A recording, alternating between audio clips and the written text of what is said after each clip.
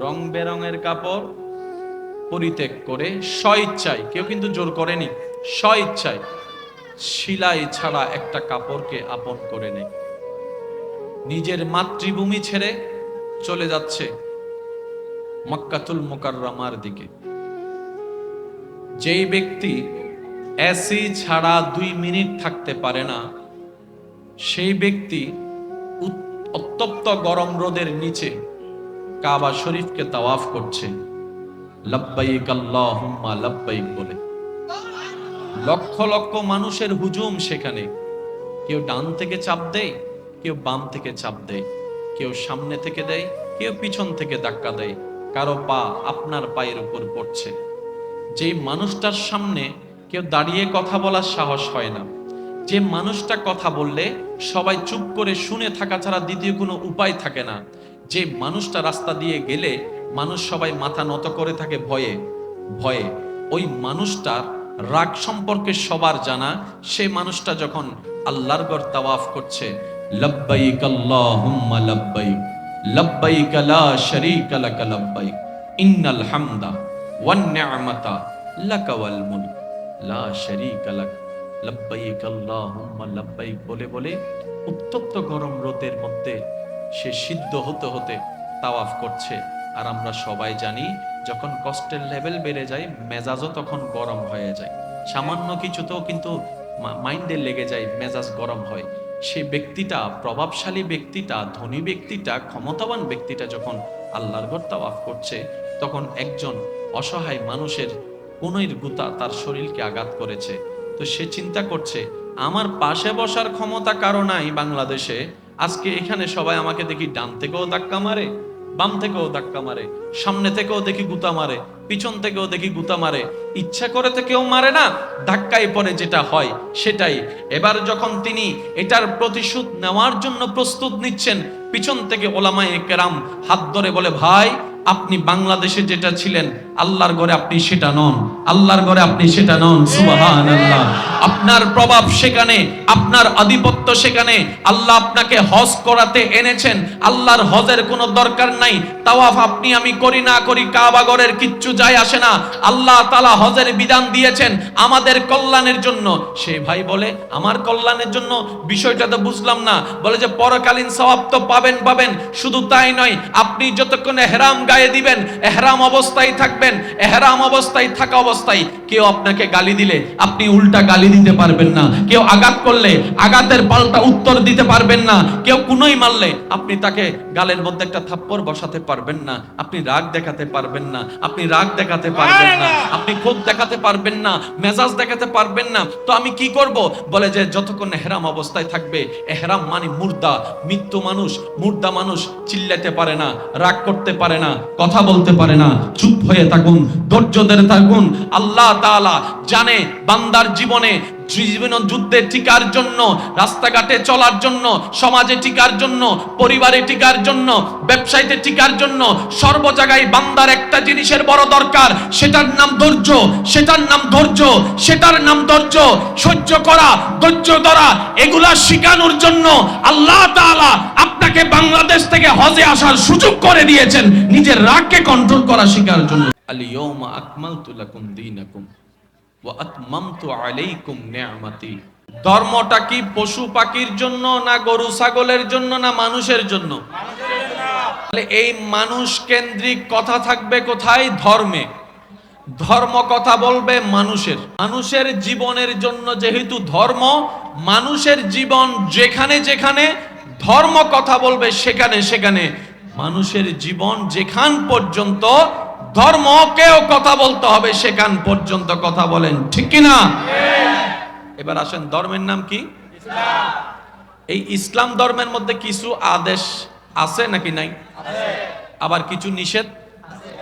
আপনি যদি ঠান্ডা মাথায় সুন্দর মন নিয়ে ইসলাম ধর্মের প্রত্যেকটি আদেশ নিষেধকে যদি আপনি একটু অ্যানালাইসিস করেন, আপনি দেখবেন ইসলামের দেওয়া প্রত্যেকটি আদেশ নিষেধ মানব জাতির জন্য, সৃষ্টির জন্য, পৃথিবীর জন্য কল্যাণ আর কল্যাণ। এই ইসলামে আমাদের জন্য রোজার ব্যবস্থা করেছে। বছরে কয়বার রাখি? একটু জোরে বলেন না, কয়বার?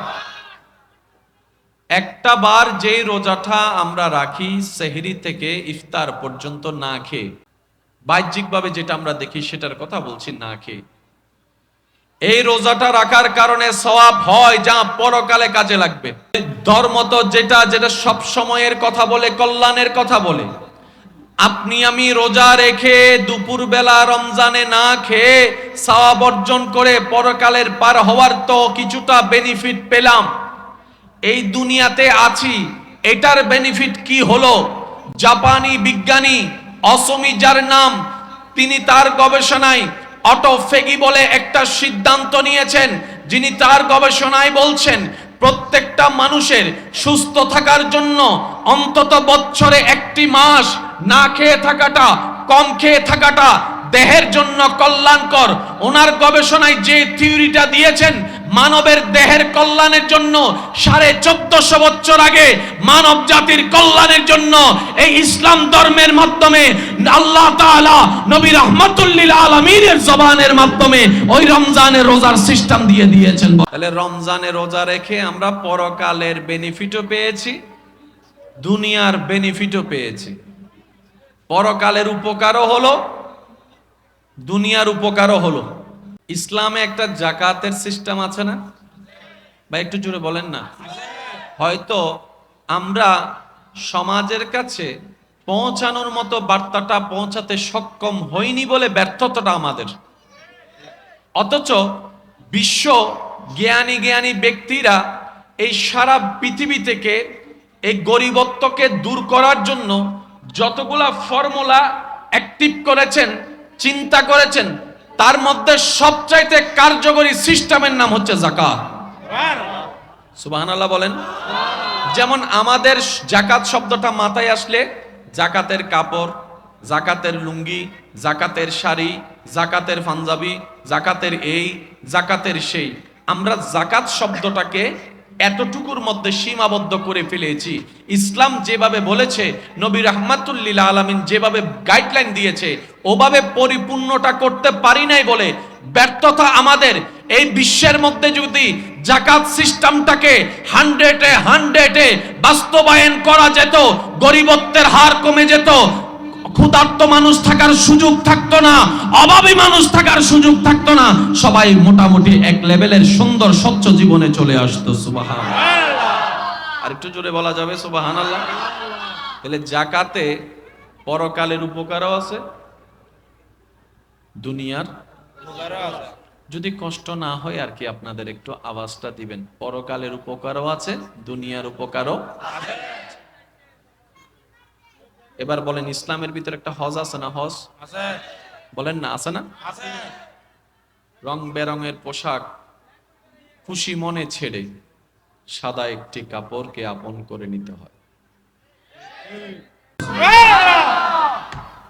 তাহলে হজের মধ্যে পরকালের নিয়ামতও আছে, দুনিয়াতে টিকার জন্য যে ধৈর্য সহ্য দরকার। সুবহানাল্লাহ। আর একটু আস্তে করে বলতে। তাহলে ইসলামের প্রত্যেকটা আদেশ নিষেধ শুধু পরকাল কেন্দ্রিক নয়, দুনিয়াতেও যথেষ্ট বেনিফিট আছে।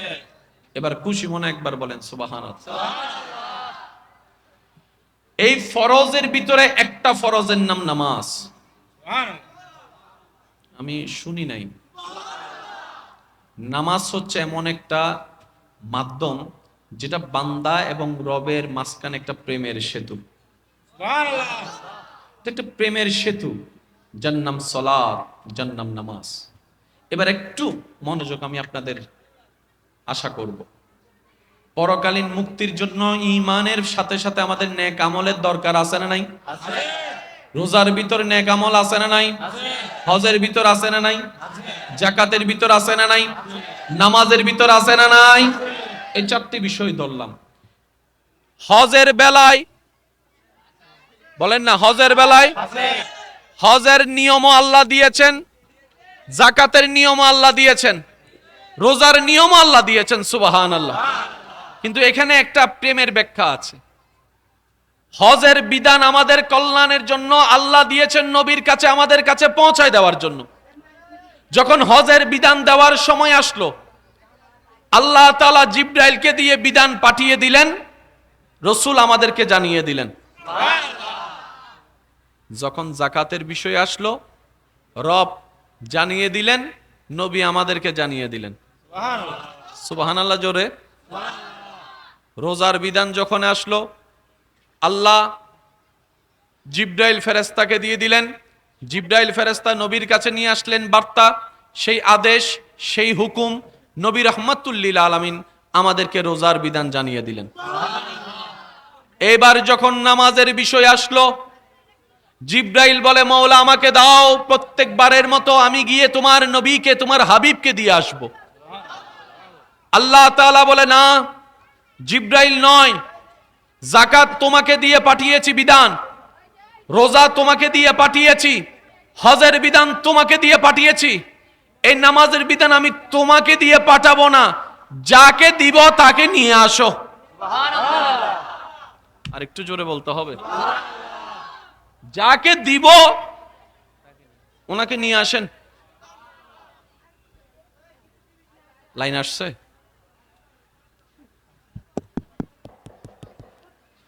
আল্লাহুম্মা সাল্লি আলা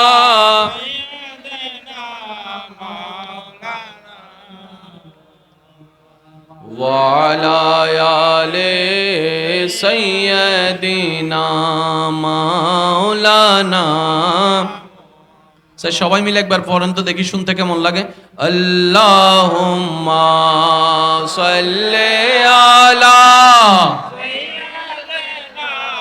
মাওলানা মুহাম্মদ ওয়া আলা আলি সাইয়্যিদিনা মাওলানা। যার যত শক্তি আছে একবার বলেন মারহাবা। ডান হাতটা তুলে দেখায় বলেন মারহাবা। এবার হাতটা নামান। হজও আমাদের কল্যাণ, যাকাত রোজাও আমাদের কল্যাণ, নামাজও আমাদের জন্য কল্যাণ। কিন্তু হজ, রোজা, যাকাত দেওয়ার সময় আল্লাহ পাঠিয়ে দিয়েছেন, কিন্তু নামাজের বিধানের সময় যখন আসলো, আল্লাহ পাক বলে, জিবরাইল যাকে দিব, যার মাধ্যমে আমার বান্দার কাছে খবরটুকু পৌঁছাবো, সেই নবীকে আমার কাছে নিয়ে আসো, সেই নবীকে আমার কাছে নিয়ে আসো। সুবহানাল্লাহ, সুবহানাল্লাযী আসরা বিআবদিহি লাইলাম মিনাল মসজিদিল হারাম ইলাল মসজিদিল আকসা। ওই নবীকে আমার কাছে নিয়ে আসো, বোরাকটা নিয়ে যাও, ফেরেশতার বাহিনী নিয়ে যাও। সুবহানাল্লাহ বলেন, বোরাকটা নিয়ে যাও, ফেরেশতার বহর নিয়ে যাও, নবীকে নিয়ে আসো, আমার কাছে নিয়ে আসো। আজকে আমি সারা বিশ্ব ভ্রমণ্ডকে আমার নবীকে একটু দেখাবো, নবীকে দেখাবো, সৃষ্টিকে দেখাবো, আমার হাবিবকে নিয়ে আসো। নিয়ে গেলেন, ওইখানে যেটা দিয়েছেন সেটার নাম নামাজ। এবার গুরুত্বটা কেমন হতে পারে যদি আমরা একটু রিয়েলাইজ করতে পারি, নামাজের সাথে আমাদের বন্ধুত্ব কঠিন হয়ে যাবে। আর একটু জোরে বলেন। দিলেন সর্বপ্রথম কত? 50। একটু জোরে বলতে হবে, কত? এখন আছে, এখন আছে। আমি একটু মনোযোগ চাইবো আপনাদের, শিক্ষিত সমাজের ভাইয়েরা একটু মনোযোগ দেন। একটা কথা আমরা সবাই জানি, আল্লাহ যখন যেটা করেন ভালোর জন্যই করেন, এই কথায় সবাই একমত আছেন তো ইনশাআল্লাহ? আর আল্লাহ তাআলা হিকমত ছাড়া, কারণ ছাড়া কিচ্ছুই করে না। আল্লাহ তাআলার প্রত্যেকটা কাজে কোনো না কোনো হিকমত আছেই আছে। আমরা কিন্তু কেউ শ্রেষ্ঠ নবী রাহমাতুল লিল আলামিনের উম্মত হওয়ার জন্য অ্যাপ্লিকেশন করিনি। আল্লাহ দয়া করে আমাদেরকে বাছাই করেছেন, উম্মত হওয়ার সুযোগ দান করেছেন। এটা আমাদের অর্জন নয়, এটা আমাদের প্রতি রব্বুল আলামিনের বড় দয়ার অন্যতম একটা দয়া। কথা বলেন সুবহানাল্লাহ, ঠিক কি না? আমার আওয়াজ কি শোনা যাচ্ছে ভাইয়েরা পিছন পর্যন্ত? এবার আমি আপনাদের একটু মনোযোগ নিব। আমাদের নবীকে আল্লাহ নিয়ে গেলেন, সুবহানাল্লাহ। ওইখানে নিয়ে গিয়েছেন যেখানে অনেক জনই আছে। এরপরে আবার ওইখানে নিয়ে গিয়েছেন যেখানে অল্প জন আছে, আবার ওইখানে নিয়ে গিয়েছেন যেখানে অনেক ফেরেশতা আছে, আবার ওইখানে নিয়ে গিয়েছেন যেখানে শুধু জিবরাইল যেতে পারে। হঠাৎ করে এমন জায়গা পার করাই ফেললেন যেখানে সৃষ্টি কমে যাচ্ছে। আমি যদি একটু বুঝাতে সক্ষম হতাম, যখন এখানে, তখন সৃষ্টি তো কোটি কোটি, যখন উপরের দিকে যাচ্ছে সৃষ্টির সংখ্যা ধরলাম কমছে, যখন প্রথম আসমান তখনও তো কিছু আছে, দ্বিতীয় আসমান তখনও কেউ না কেউ তো আছে, সপ্তম আসমান তখনও কেউ না কেউ তো আছে। নিতেই আছেন, নিতেই আছেন, নিতেই আছেন, যত নিচ্ছেন তত সৃষ্টি কমতেছে। ভাইয়া ভাইয়া প্লিজ, কি করছে?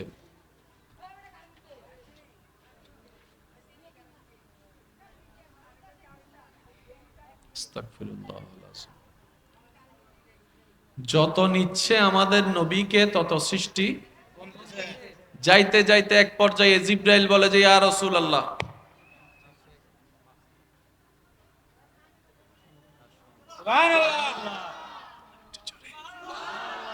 কে বলছে? ফেরেশতাদের সর্দার। দেখেন আমাদের ভাগ্যটা কত ভালো, আল্লাহ দয়া করে কেমন নবীর উম্মত হিসেবে আমাদেরকে কবুল করেছেন। জিবরাইল বলে ইয়া রাসূলুল্লাহ, সম্ভব না, এবার আপনার যাত্রা শুরু, এখান থেকে আমার শেষ, আপনার শুরু। নিতে নিতে এমন জায়গায় নিয়ে গেলেন, সুম্মা দানা ফাতাদাল্লাহ, এত শান, এত মান, এত আজমত আল্লাহ তাআলা আমাদের নবীকে দান করে দিয়েছেন। সুবহানাল্লাহ। সেই রাতে সেইখানে যে নিয়ামতটুকু দিয়েছেন এটার নাম নামাজ। সুতরাং এই নামাজের ভিতরে শুধু উঠা বসা নয়, অনেক কিছুই আছে, বের করতে পারি না, ব্যর্থতা আমাদের না হয়। রব কিন্তু সবকিছু দিয়েই সাজিয়ে দিয়েছেন নামাজকে, বলেন সুবহান। কষ্ট হচ্ছে ভাই আপনাদের? এবার আসুন, দিয়েছেন রব দয়া করে প্রথমে কত? একটু আমি সকলের মনোযোগ চাচ্ছি, কত? এখন আছে কত? তো রব তো সবকিছুই জানেন, 50 থাকবে না 5 হয়ে যাবে সেটা তো রব জানেন। তো রব তো দেওয়ার সময় 5ও দিতে পারতেন, 5 দিলেই তো শেষ। রব বলে যে না, আমি যা দিচ্ছি সেটার মধ্যেও কারণ আছে, আমি কমাবো সেটার মধ্যেও কারণ আছে, আমার যা প্রত্যেকটা কাজে হিকমত আছে। আমি দিব 50, নবী আসবেন নিয়ামত নিয়ে। আরেকটু জোরে বলেন না। আল্লাহ যখন দিয়েছেন 50, নবী তো তখনই চাইলে বলতে পারতেন। নবী বলে যে না, আমার আল্লাহ যেটাতে খুশি। সুবহানাল্লাহ, একটু জোরে বলেন না। আমি আল্লাহ, আমার আল্লাহ যেটাতে খুশি আমি সেটাতে খুশি। আর আমি মোস্তফা জানি, আমি খুশি হয়ে আমার উম্মতকে যেটাই দিব তারাও খুশি মনে সেটাই নিয়ে নিবে। আচ্ছা, নবী যদি, আল্লাহ যদি 50 ওয়াক্তটা বরাবর রাখতেন, আপনি আমি না পড়ি, আবু বকর সিদ্দিক কি পড়তেন না? ওমর ফারুক আজম কি পড়তেন না? ওসমান গনি কি পড়তেন না? হুজুর মাওলা আলী কি পড়তেন না?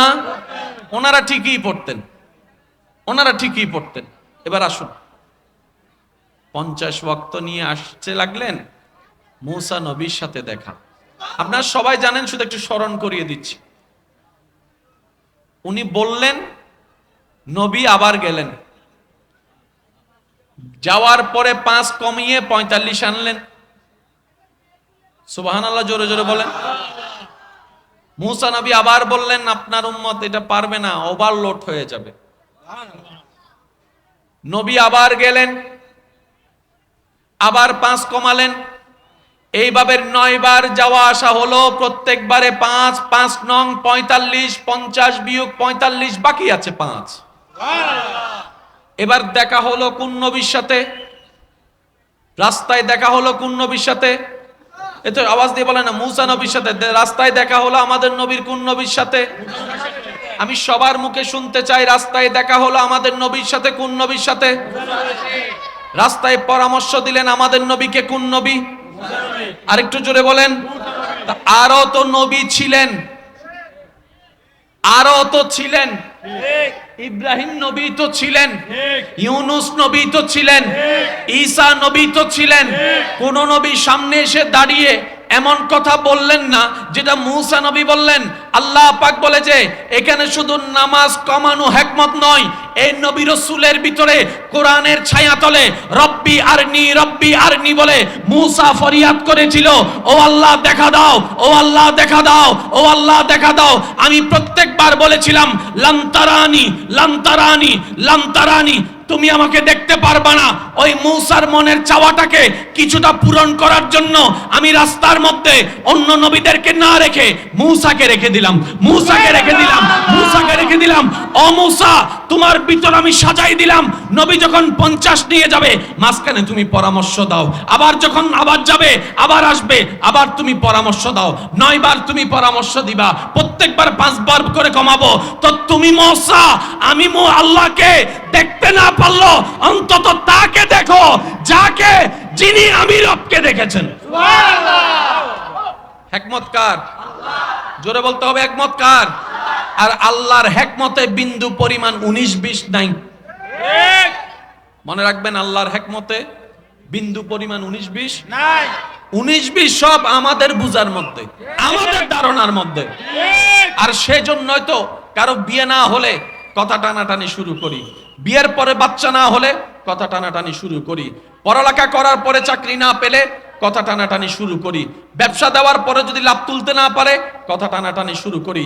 আমরা অন্যের দোষ ধরতে বেশি পছন্দ করি, আমরা অন্যকে নিয়ে কথা বলতে বেশি পছন্দ করি। যদি ওয়াইলুল লিকুল্লি হুমাজাতিল লুমাজা, ও আমার ঈমানদার ভাইয়েরা, অন্যের কথা বললে পিছনে থাকতে হয়, নিজেকে নিয়ে ভাবলে আপনার সামনে থাকা হয়ে যাবে, আপনার সামনে থাকা হয়ে যাবে। আপনি একটু মনটা বড় করে অন্যকে সামনে নেওয়ার ব্যবস্থা করেন, অন্যের ইজ্জত হেফাজত করেন, দেখবেন রব আপনার চাওয়ার চাইতেও বেশি আপনাকে দান করবেন। আর একটু জোরে বলেন না। আপনি যার উপকার করছেন সে আপনার দুনিয়াতে কি সম্পর্ক সেটা না হয় বাদ দেন, সে আপনার রবের কি বান্দা। আমি শুনতে পাইনি, আর একটু জোরে। আপনি যার উপকার করছেন সে আপনার রবের কি বান্দা। বাস, হিসাব শেষ। তো আপনি রবের বান্দার উপকার করছেন, ওই বান্দার রব আপনার উপকার করবে। ঠিক সুবহানাল্লাহ বলা হবে। আওয়াজ ঠিক হইলে সওয়াব পাইবেন না পাইবেন শূন্য বাড়ি, কিন্তু সুবহানাল্লাহ হইলে বোধ ধরলে সওয়াব, বহুত সওয়াব, বহুত সওয়াব, বহুত সওয়াব। সুবহানাল্লাহ। যাদের আমার মতো গুনাহ আছে তারা একবার বলেন সুবহানাল্লাহ। সাউন্ড বক্সের আওয়াজ কি চলে গেছে নি? মন খুলে একবার বলেন সুবহানাল্লাহ। এই আমলটা আমরা করতে পারবো ইনশাআল্লাহ। যতটুক সম্ভব যদি সাকসেস হতে চান এটাকে সুন্দর রাখতে হবে। দুই জগতে যদি সাকসেস হতে চান এটাকে সুন্দর রাখতে হবে। আর এটাকে নোংরা করার টার্গেট নিয়েছে শয়তান। শয়তান আমাদের ভিতরে ঢুকাই দিচ্ছে কি হিংসা, অহংকার, লোভ, লালসা, বিদ্বেষ, যেন আমি নষ্ট হই আপনি নষ্ট হন। তো ও তো ওর চেষ্টা করতে দ্বিধাবোধ করবে না, সে কখনো লেজিও হবে না। আমাদেরকে আমরা বাঁচার জন্য আমাদের চেষ্টাটা আমাদেরকে করতে হবে। কথা বলেন ঠিক কি না? আল্লাহ আমাদের সবাইকে একটু বুঝার তৌফিক দান করুন। রাস্তায় দেখা মূসা নবী।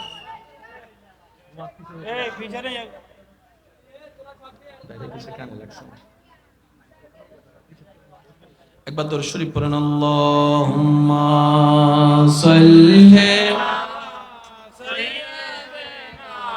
মাওলানা মুহাম্মদ ওয়া আলা আলি সাইয়্যিদিনা মাওলানা। মুসা নবী, ঈসা নবীর উম্মত থাকলে ফইরেন না, যারা আমাদের নবীর উম্মত তারা মন খুলে দরুদ শরীফ পড়েন। আল্লাহুম্মা সাল্লি আলা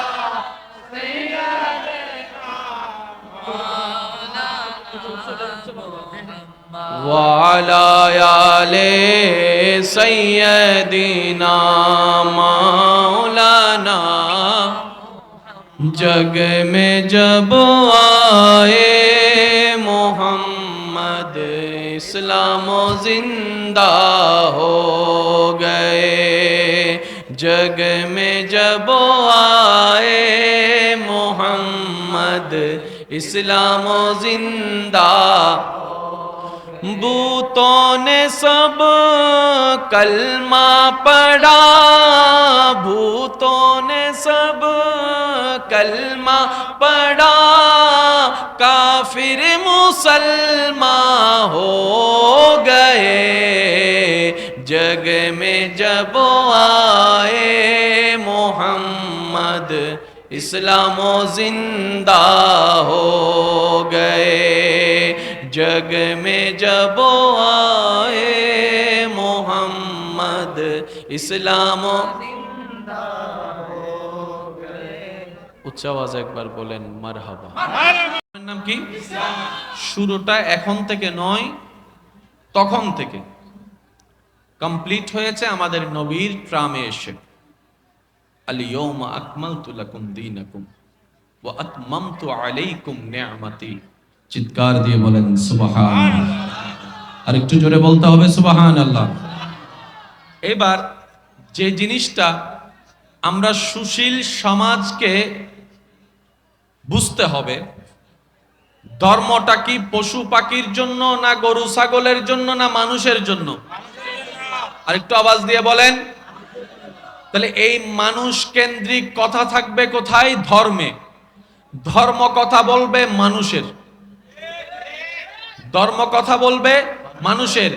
মানুষের জীবনের জন্য যেহেতু ধর্ম, মানুষের জীবন যেখানে যেখানে ধর্ম কথা বলবে সেখানে সেখানে মানুষের জীবন যেখান পর্যন্ত ধর্মকেও কথা বলতে হবে সেখান পর্যন্ত কথা বলেন, ঠিক কি না? এবার আসেন, ধর্মের নাম কি? ইসলাম। এই ইসলাম ধর্মের মধ্যে কিছু আদেশ আছে নাকি নাই? আবার কিছু নিষেধ। আপনি যদি ঠান্ডা মাথায় সুন্দর মন নিয়ে ইসলাম ধর্মের প্রত্যেকটি আদেশ নিষেধকে যদি আপনি একটু অ্যানালাইসিস করেন, আপনি দেখবেন ইসলামের দেওয়া প্রত্যেকটি আদেশ নিষেধ মানব জাতির জন্য, সৃষ্টির জন্য, পৃথিবীর জন্য কল্যাণ আর কল্যাণ। আর একটু জোরে বলতে হবে। এই ইসলামে আমাদের জন্য রোজার ব্যবস্থা করেছে। কিসের ব্যবস্থা? বছরে কয়বার রাখি? একটু জোরে বলেন না, কয়বার? একটা বার যেই রোজাটা আমরা রাখি সেহরি থেকে ইফতার পর্যন্ত না খেয়ে, বাহ্যিকভাবে যেটা আমরা দেখি সেটার কথা বলছি, না খেয়ে। এই রোজাটা রাখার কারণে সওয়াব হয় যা পরকালে কাজে লাগবে। তো ধর্ম তো যেটা যেটা সব সময়ের কথা বলে, কল্যাণের কথা বলে। আপনি আমি রোজা রেখে দুপুর বেলা রমজানে না খেয়ে সওয়াব অর্জন করে পরকালের পার হওয়ার তো কিছুটা বেনিফিট পেলাম। এই দুনিয়াতে আছি, এটার বেনিফিট কি হলো? জাপানি বিজ্ঞানী অসমি, যার নাম, তিনি তার গবেষণায় অটোফেগি বলে একটা সিদ্ধান্ত নিয়েছেন, যিনি তার গবেষণায় বলছেন প্রত্যেকটা মানুষের সুস্থ থাকার জন্য অন্তত বছরে একটি মাস না খেয়ে থাকাটা, কম খেয়ে থাকাটা দেহের জন্য কল্যাণকর। ওনার গবেষণায় যে থিওরিটা দিয়েছেন, মানবের দেহের কল্যাণের জন্য 1450 বছর আগে মানব জাতির কল্যাণের জন্য এই ইসলাম ধর্মের মাধ্যমে আল্লাহ তাআলা নবী রাহমাতুল লিল আলামিনের জবানের মাধ্যমে ওই রমজানের রোজার সিস্টেম দিয়ে দিয়েছেন। বলেন সুবহানাল্লাহ। আল্লাহু আকবার। নারায়ে রিসালাত, নারায়ে গাউসিয়া।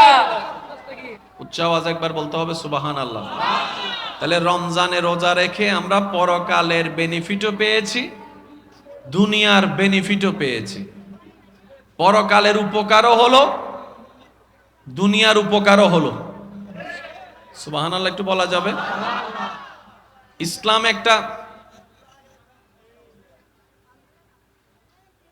ইসলামে একটা জাকাতের সিস্টেম আছে না? বা একটু জোরে বলেন না। হয়তো আমরা সমাজের কাছে পৌঁছানোর মতো বার্তাটা পৌঁছাতে সক্ষম হয়নি বলে ব্যর্থতাটা আমাদের।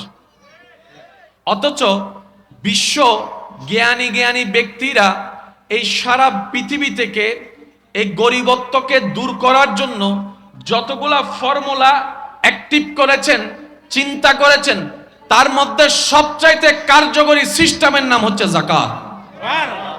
সুবহানাল্লাহ বলেন। যেমন আমাদের যাকাত শব্দটা মাথায় আসলে যাকাতের কাপড়, যাকাতের লুঙ্গি, যাকাতের শাড়ি, যাকাতের পাঞ্জাবি, যাকাতের এই, যাকাতের সেই। আমরা যাকাত শব্দটাকে এতটুকুর মধ্যে সীমাবদ্ধ করে ফেলেছি। ইসলাম যেভাবে বলেছে, নবী রাহমাতুল লিল আলামিন যেভাবে গাইডলাইন দিয়েছে, ওভাবে পরিপূর্ণটা করতে পারি নাই বলে ব্যর্থতা আমাদের। এই বিশ্বের মধ্যে যদি যাকাত সিস্টেমটাকে 100-এ বাস্তবায়ন করা যেত, গরিবত্বের হার কমে যেত, ক্ষুধার্ত মানুষ থাকার সুযোগ থাকতো না, অভাবী মানুষ থাকার সুযোগ থাকতো না, সবাই মোটামুটি এক লেভেলের সুন্দর স্বচ্ছ জীবনে চলে আসতো। সুবহানাল্লাহ। আর একটু জোরে বলা যাবে সুবহানাল্লাহ।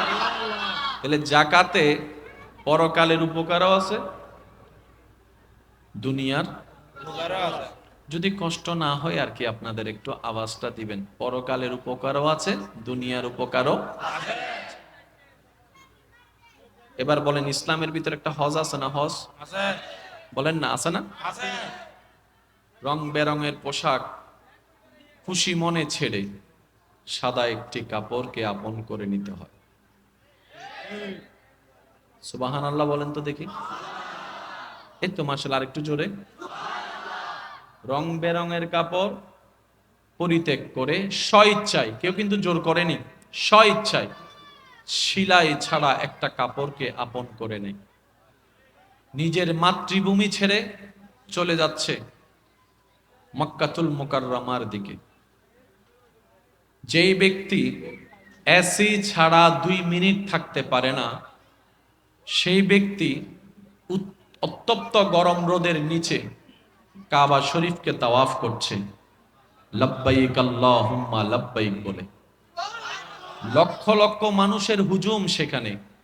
কেউ ডান থেকে চাপ দেয়, কেউ বাম থেকে চাপ দেয়, কেউ সামনে থেকে দেয়, কেউ পিছন থেকে ধাক্কা দেয়, কারো পা আপনার পায়ের উপর পড়ছে। যেই মানুষটার সামনে কেউ দাঁড়িয়ে কথা বলার সাহস হয় না, যে মানুষটা কথা বললে সবাই চুপ করে শুনে থাকা ছাড়া দ্বিতীয় কোনো উপায় থাকে না, যে মানুষটা রাস্তা দিয়ে গেলে মানুষ সবাই মাথা নত করে থাকে ভয়ে ভয়ে, ওই মানুষটার রাগ সম্পর্কে সবার জানা। সেই মানুষটা যখন আল্লাহর ঘর তাওয়াফ করছে, লব্বাইক আল্লাহুম্মা লব্বাইক লব্বাইক লা শারীকা লাক লব্বাইক ইন্নাল হামদা ওয়ান নি'মাতা লাকা ওয়াল মুলক লা শারীকা লাক লব্বাইক আল্লাহুম্মা লব্বাইক বলে বলে উত্তপ্ত গরম রোদের মধ্যে সে সিদ্ধ হতে হতে তাওয়াফ করছে। আর আমরা সবাই জানি, যখন কষ্টের লেভেল বেড়ে যায় মেজাজও তখন গরম হয়ে যায়। সামান্য কিছুতেও কিন্তু মাইন্ডে লেগে যায়, মেজাজ গরম হয়। সেই ব্যক্তিটা, প্রভাবশালী ব্যক্তিটা, ধনী ব্যক্তিটা, ক্ষমতাবান ব্যক্তিটা যখন আল্লাহর ঘর তাওয়াফ করছে, তখন একজন অসহায় মানুষের কোনইর গুতা তার শরীরকে আঘাত করেছে। তো সে চিন্তা করছে, আমার পাশে বসার ক্ষমতা কারো নাই বাংলাদেশে, আজকে এখানে সবাই আমাকে দেখি ডান থেকেও ধাক্কা মারে, বাম থেকেও ধাক্কা মারে, সামনে থেকেও দেখি গুতা মারে, পিছন থেকেও দেখি গুতা মারে, ইচ্ছা করে তো কেউ মারে না, ধাক্কায় পড়ে যেটা হয় সেটাই। এবার যখন তিনি এটার প্রতিশোধ নেওয়ার জন্য প্রস্তুত নিচ্ছেন, পিছন থেকে ওলামায়ে কেরাম হাত ধরে বলে, ভাই আপনি বাংলাদেশে যেটা ছিলেন আল্লাহর ঘরে আপনি সেটা নন, আল্লাহর ঘরে আপনি সেটা নন। সুবহানাল্লাহ। আপনার প্রভাব সেখানে, আপনার আধিপত্য সেখানে। আল্লাহ আপনাকে হজ করাতে এনেছেন, আল্লাহর হজের কোনো দরকার নাই। তাওয়াফ আপনি আমি করি না করি, কাবা ঘরের কিচ্ছু যায় আসে না। আল্লাহ তাআলা হজের বিধান দিয়েছেন আমাদের কল্যাণের জন্য। সেই ভাই বলে, আমার কল্যাণের জন্য? বিষয়টা তো বুঝলাম না। বলে যে পরকালীন সওয়াব তো পাবেন পাবেন, শুধু তাই নয়, আপনি যতক্ষণে হেরাম গায়ে দিবেন, এহরাম অবস্থায় থাকবেন। এহরাম অবস্থায় থাকা অবস্থায় কেউ আপনাকে গালি দিলে আপনি উল্টা গালি দিতে পারবেন না। কেউ আঘাত করলে আঘাতের পাল্টা উত্তর দিতে পারবেন না। কেউ কুনোই মারলে আপনি তাকে গালের মধ্যে একটা থাপ্পড় বসাতে পারবেন না। আপনি রাগ দেখাতে পারবেন না। আপনি রাগ দেখাতে পারবেন না। আপনি ক্ষোভ দেখাতে পারবেন না। মেজাজ দেখাতে পারবেন না। তো আমি কি করব? বলে যে যতক্ষণ এহরাম অবস্থায় থাকবে, এহরাম মানে মুর্দা, মৃত্যু মানুষ, মুর্দা মানুষ চিল্লাতে পারে না, রাগ করতে পারে না, কথা বলতে পারে না। চুপ হয়ে থাকুন, ধৈর্য ধরে থাকুন।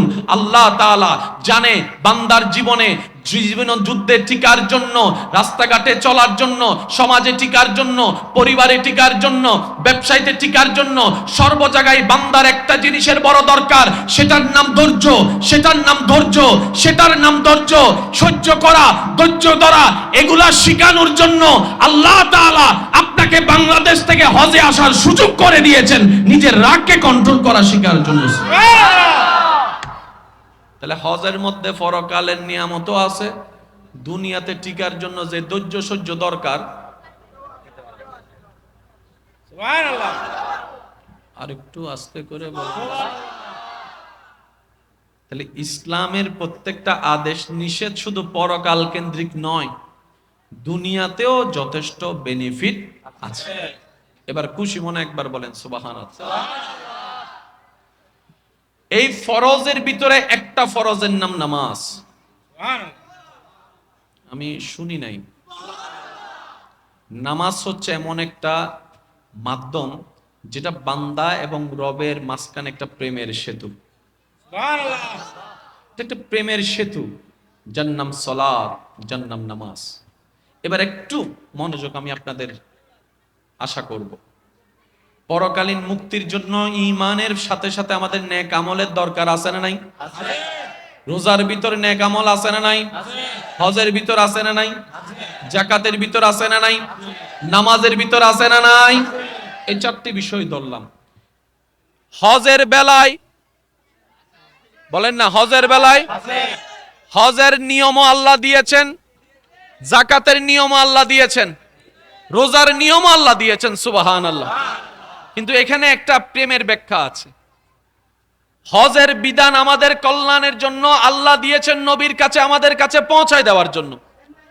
যখন হজের বিধান দেওয়ার সময় আসলো, আল্লাহ তাআলা জিবরাইলকে দিয়ে বিধান পাঠিয়ে দিলেন, রাসূল আমাদেরকে জানিয়ে দিলেন। যখন যাকাতের বিষয় আসলো, রব জানিয়ে দিলেন, নবী আমাদেরকে জানিয়ে দিলেন। সুবহানাল্লাহ জোরে। রোজার বিধান যখন আসলো, আল্লাহ জিবরাইল ফেরেশতাকে দিয়ে দিলেন। জিবরাইল ফেরেশতা নবীর কাছে নিয়ে আসলেন বার্তা, সেই আদেশ, সেই হুকুম। নবী রাহমাতুল লিল আলামিন আমাদেরকে রোজার বিধান জানিয়ে দিলেন। এবার যখন নামাজের বিষয় আসলো, জিবরাইল বলে, মওলা আমাকে দাও, প্রত্যেকবারের মতো আমি গিয়ে তোমার নবীকে, তোমার হাবিবকে দিয়ে আসব। আল্লাহ তাআলা বলে, না, জিবরাইল নয়, যাকাত তোমাকে দিয়ে পাঠিয়েছি বিধান, রোজা তোমাকে দিয়ে পাঠিয়েছি, হজের বিধান তোমাকে দিয়ে পাঠিয়েছি। এই নামাজের বিধান আমি তোমাকে দিয়ে পাঠাবো না, যাকে দিব তাকে নিয়ে আসো। আর একটু জোরে বলতে হবে, যাকে দিব ওনাকে নিয়ে আসেন। লাইন আসছে?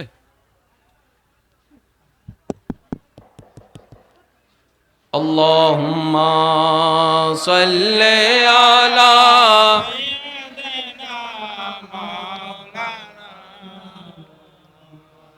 ওয়া আলা আলি সাইয়্যিদিনা মাওলানা।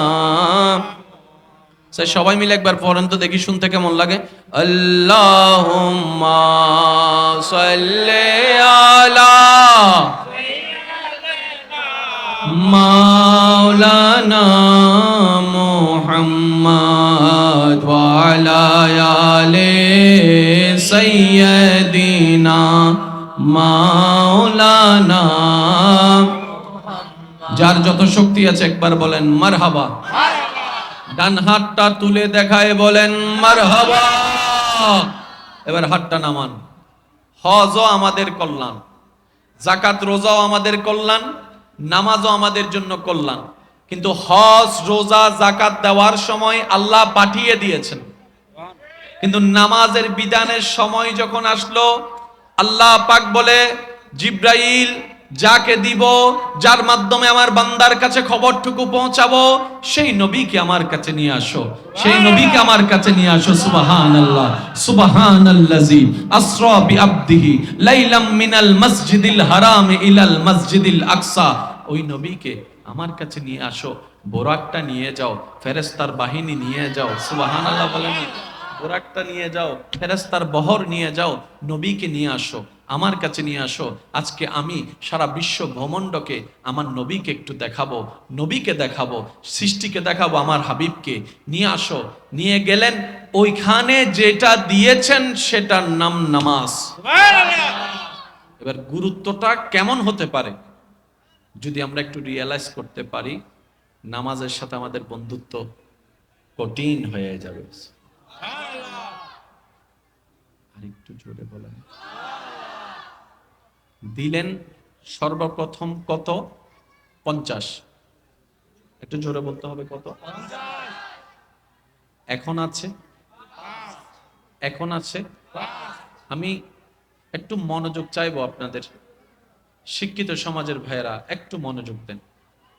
একটা কথা আমরা সবাই জানি, আল্লাহ যখন যেটা করেন ভালোর জন্যই করেন, এই কথায় সবাই একমত আছেন তো ইনশাআল্লাহ? আর আল্লাহ তাআলা হিকমত ছাড়া, কারণ ছাড়া কিচ্ছুই করে না। আল্লাহ তাআলার প্রত্যেকটা কাজে কোনো না কোনো হিকমত আছেই আছে। আমরা কিন্তু কেউ শ্রেষ্ঠ নবী রাহমাতুল লিল আলামিনের উম্মত হওয়ার জন্য অ্যাপ্লিকেশন করিনি। আল্লাহ দয়া করে আমাদেরকে বাছাই করেছেন, উম্মত হওয়ার সুযোগ দান করেছেন। এটা আমাদের অর্জন নয়, এটা আমাদের প্রতি রব্বুল আলামিনের বড় দয়ার অন্যতম একটা দয়া। কথা বলেন সুবহানাল্লাহ, ঠিক কি না? আমার আওয়াজ কি শোনা যাচ্ছে ভাইয়েরা পিছন পর্যন্ত? এবার আমি আপনাদের একটু মনোযোগ নিব। আমাদের নবীকে আল্লাহ নিয়ে গেলেন, সুবহানাল্লাহ।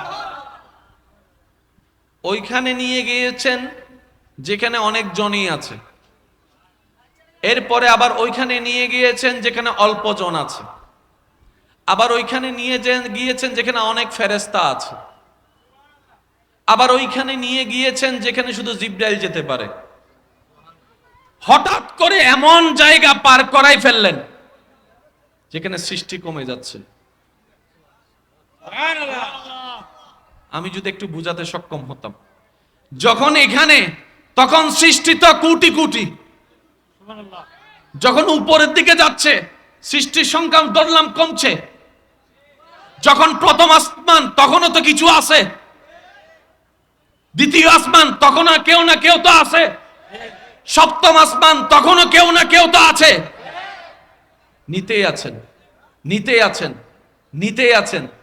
যত নিচ্ছেন তত সৃষ্টি কমতেছে।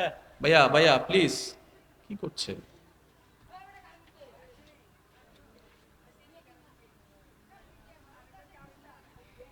আস্তাগফিরুল্লাহ। যত নিচ্ছে আমাদের নবীকে তত সৃষ্টি কমতেছে। যাইতে যাইতে এক পর্যায়ে জিবরাইল বলে যে, ইয়া রাসূলুল্লাহ,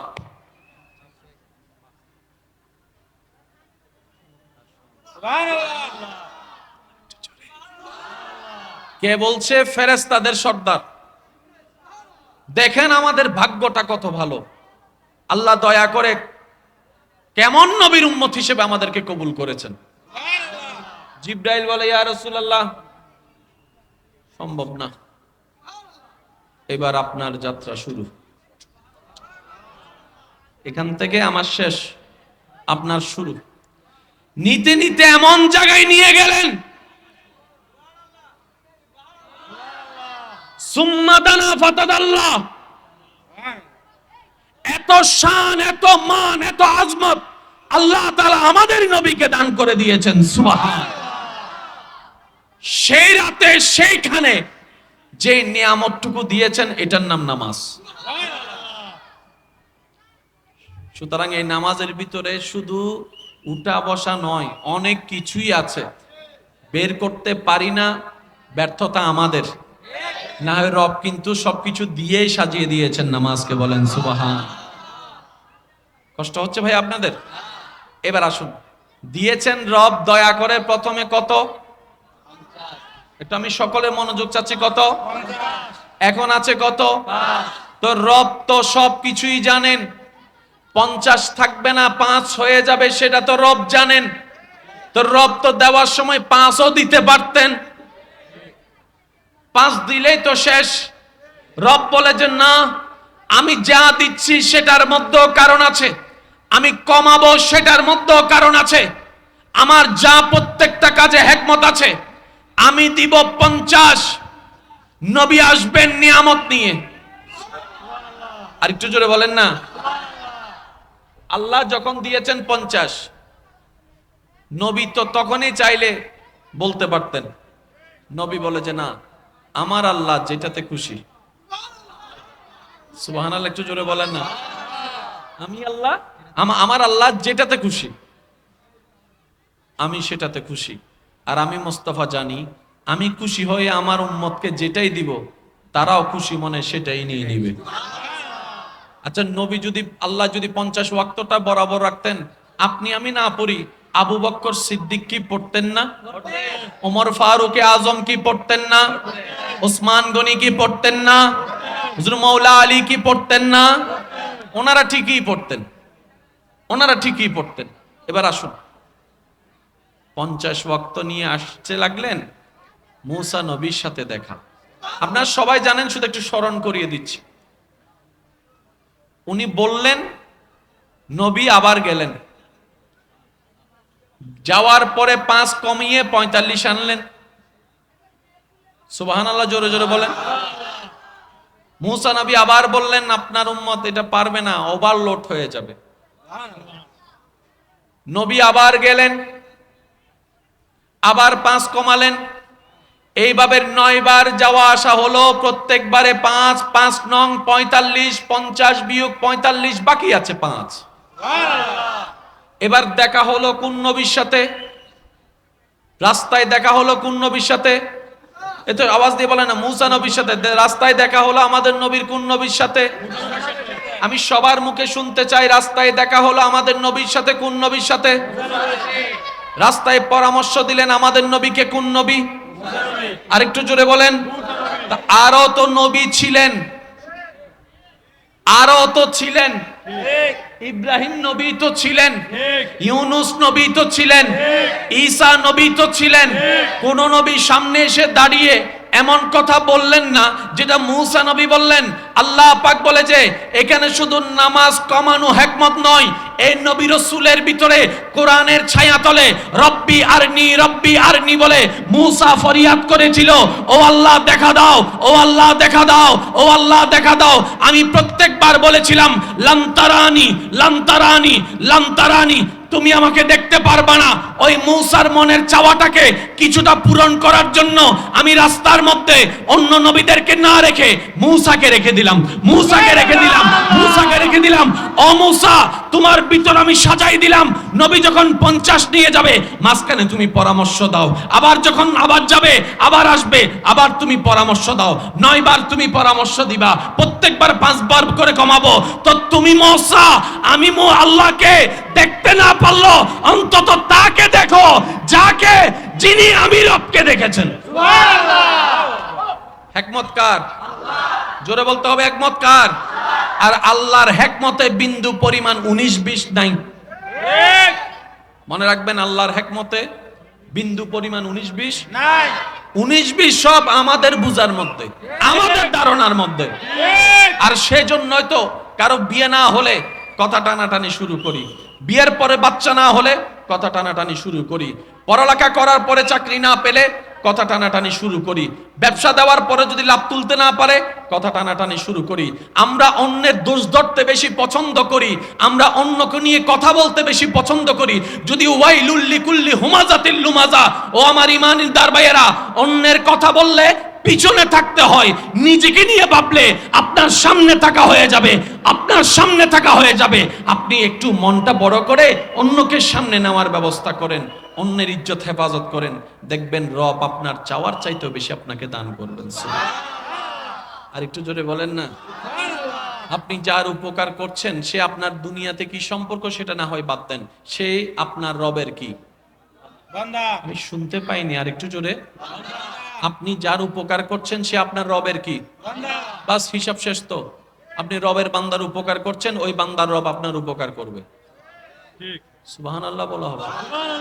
আওয়াজ ঠিক হইলে সওয়াব পাইবে না পাইবে না হইতে পারে, কিন্তু সুবহানাল্লাহ হইলে বোধ দইলে সওয়াব, বোধ সওয়াব, বোধ সওয়াব, বোধ সওয়াব। সুবহানাল্লাহ। যাদের আমার মতো গুনাহ আছে তারা একবার বলেন সুবহানাল্লাহ। সাউন্ড বক্সের আওয়াজ কি চলে গেছে নি? মন খুলে একবার বলেন সুবহানাল্লাহ। এই আমলটা আমরা করতে পারবো ইনশাআল্লাহ। যতটুক সম্ভব যদি সাকসেস হতে চান এটাকে সুন্দর রাখতে হবে। দুই জগতে যদি সাকসেস হতে চান এটাকে সুন্দর রাখতে হবে। আর এটাকে নোংরা করার টার্গেট নিয়েছে শয়তান। শয়তান আমাদের ভিতরে ঢুকাই দিচ্ছে কি হিংসা, অহংকার, লোভ, লালসা, বিদ্বেষ, যেন আমি নষ্ট হই আপনি নষ্ট হন। তো ও তো ওর চেষ্টা করতে দ্বিধাবোধ করবে না, সে কখনো লেজিও হবে না। আমাদেরকে আমরা বাঁচার জন্য আমাদের চেষ্টাটা আমাদেরকে করতে হবে। কথা বলেন ঠিক কি না? আল্লাহ আমাদের সবাইকে একটু বুঝার তৌফিক দান করুন। রাস্তায় দেখা মূসা নবী,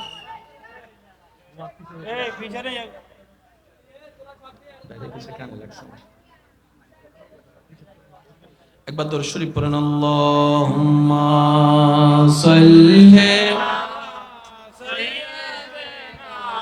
মাওলানা মুহাম্মদ ওয়া আলা আলি সাইয়্যিদিনা মাওলানা। মুসা নবী ঈসা নবীর উম্মত থাকলে ফইরেন না, যারা আমাদের নবীর উম্মত তারা মন খুলে দরুদ শরীফ পড়েন। আল্লাহুম্মা সাল্লি আলা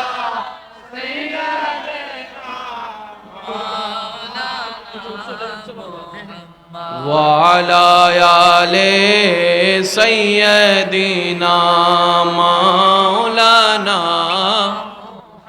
जग में जब आए मोहम्मद इस्लाम जिंदा हो गए।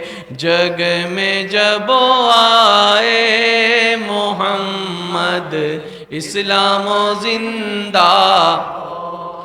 बूतों ने सब कलमा पढ़ा, भूतों ने सब कलमा पढ़ा, काफिर मुसलमान हो गए। जग में जब आए मोहम्मद इस्लाम जिंदा हो गए। जग में जब आए मोहम्मद इस्लाम जिंदा हो गए। उच्च आवाज एक बार बोलें मरहबा।